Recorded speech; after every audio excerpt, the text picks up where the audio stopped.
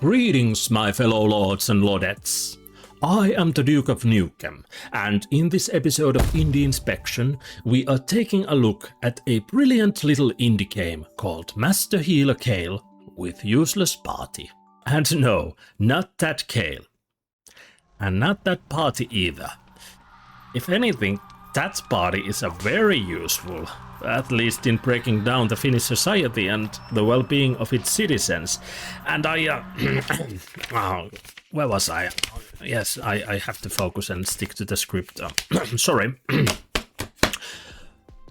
Solo developed by Evrac Studio, Master Healer Kale with Useless Party is an incremental roguelite game in which you take control of Kale, the healer of a party of adventurers.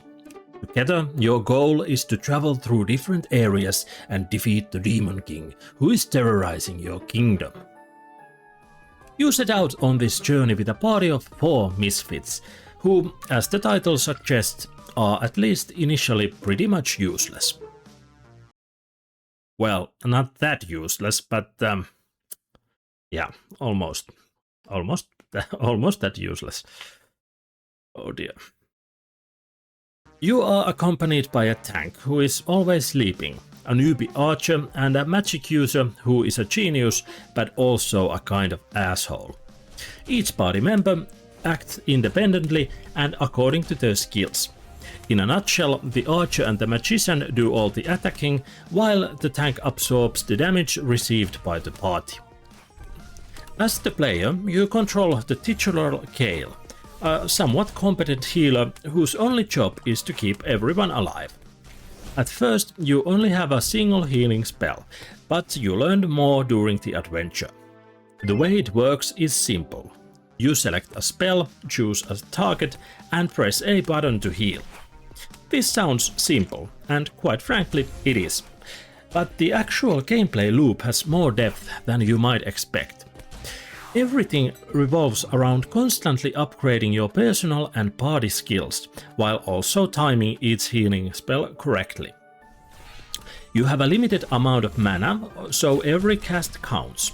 You can meditate to recover mana points, but that takes time and has a rather long cooldown. This prevents you from just spamming healing and fortification spells and forces you to plan ahead. However, because of the fast and chaotic rhythm of the battles, efficient planning is usually easier said than done. As you fail, and believe me, you will fail, you get to keep all the experience you have earned. That experience is then used to buy new skills and upgrades for your characters.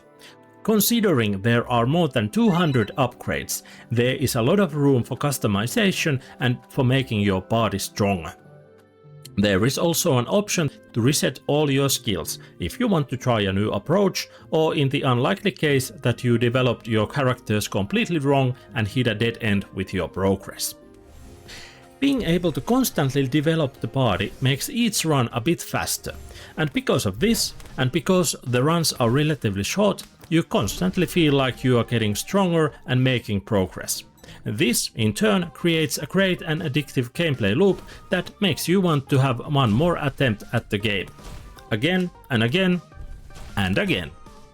So yes, it is kind of addicting.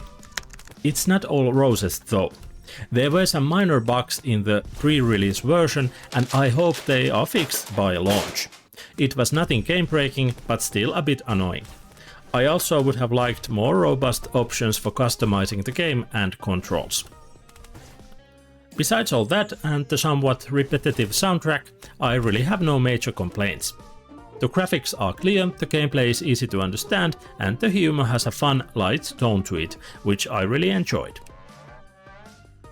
As a conclusion, Master Healer Kale with Useless Party is an addictive and engaging indie title with a simple gameplay loop and enough forward momentum to make you want to play it all the way through.